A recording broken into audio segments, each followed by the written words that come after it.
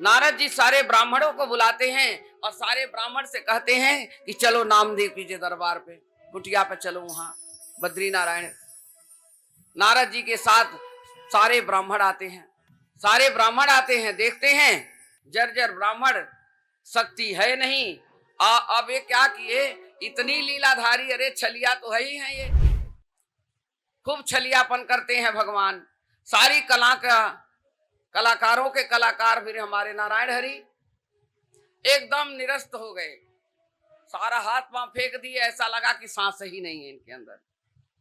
सारे ब्राह्मण आकर के कहने लगे, अरे नामदेव जी, तुम्हारे दरवाजे पर ब्राह्मण की मृत्यु हो गई, ये मर गए, अब तुम्हें तो ब्रह्महत्या लग गई, ये क्या किया है आपने? बोले प्रभु जी, हमारी कोई गलती नहीं है, ब्राह्मण देवता मेरी कोई गलती नहीं है, आज मैं अन्न को बिल्कुल छूंगा नहीं, मैं भी यही कहा हूं, कोई बात नहीं, आप नहीं तो आप मर जाएंगे तो कोई बात नहीं, आज मोक्ष हो गया इनका। अब बोले तुम्हें तो ब्रह्महत्या लग गई, ब्राह्मण तुम्हारे दरवाजे पाया, तुमने भोजन नहीं कराया तो ब्रह्महत्या लगी आपको। नामदेव कहने लगे, अब ये बताओ कि इसका क्या करूं मैं, कोई प्रायश्चित है तो बताओ, हम प्रायश्चित कर लेंगे।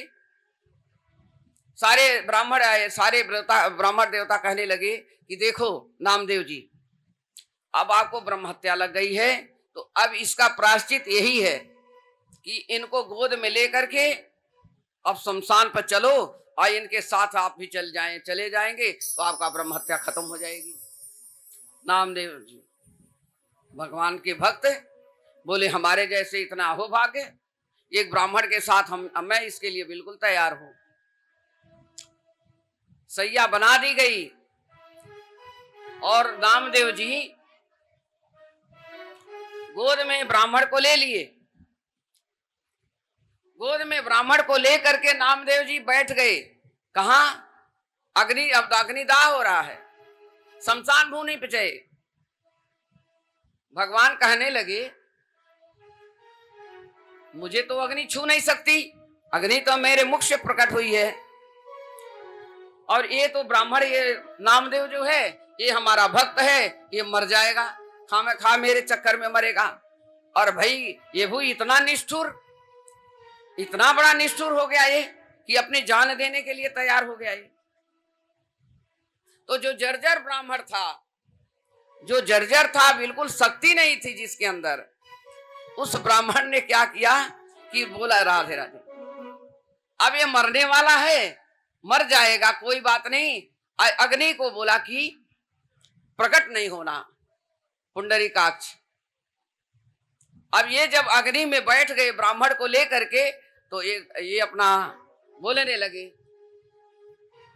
विठ्ठल विठ्ठल विठ्ठला पुंडरीकाक्ष विठ्ठला, विठ्ठल विठ्ठल विठ्ठला महाभागे विठ्ठल, विठ्ठल विठ्ठल विठ्ठला पुंडरीकाक्ष विठ्ठला, विठ्ठल विठ्ठल विठ्ठला पुंडरीकाक्ष विठ्ठला, विठ्ठल विठ्ठल विठ्ठला पुंडरीकाक्ष विठ्ठला, विठ्ठल विठ्ठल विठ्ठला पुंडरीकाक्ष विठ्ठला, पुंडरीकाक्ष विठ्ठला पुंडरी विठ्ठला, पुंडरी विठ्ठला, पुंडरी विठ्ठला, विठ्ठल विठ्ठल विठ्ठला पुंडरीकाक्ष विठ्ठला, विठ्ठल विठ्ठल विठ्ठला पुंडरीकाक्ष विठ्ठला, विठ्ठल विठ्ठल विठ्ठला पुंडरीकाक्ष विठ्ठला, विठ्ठल विठ्ठल विठ्ठला पुंडरीकाक्ष विठ्ठला, पुंडरीकाक्ष विठ्ठला, पुंडरीकाक्ष विठ्ठला, विठ्ठल विठ्ठल विठ्ठला पुंडरीकाक्ष विठ्ठला, विठ्ठल विठ्ठला पुंडरीकाक्ष विठ्ठला, पुंडरीकाक्ष विठ्ठला, विठ्ठल विठ्ठल विठ्ठला पुंडरीकाक्ष विठ्ठला, विठ्ठल विठ्ठल विठ्ठला पुंडरीकाक्ष विठ्ठला, पुंडरीकाक्ष लगी।